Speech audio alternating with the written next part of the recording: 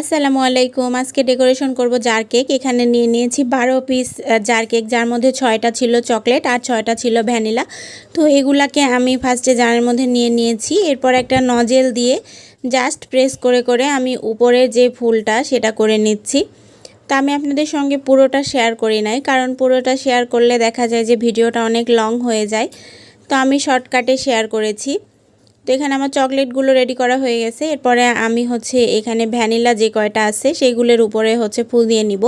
আর আমি একটা জিনিস বারবারই আপনাদের বলি যে এই জার কেকটা অনেক সহজ, আর আলহামদুলিল্লাহ আমার জন্য লাকি, কারণ আমি আমার বিজনেসের শুরু থেকেই এই জার কেকটা করছি।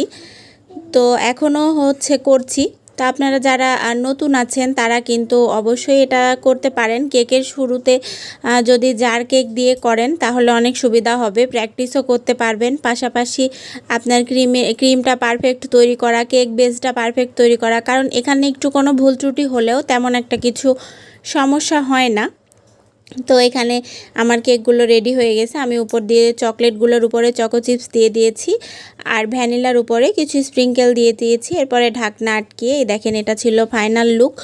তো আজকের মতো এখানে বিদায় নিচ্ছি। সকলের জন্য রইল অনেক অনেক শুভকামনা।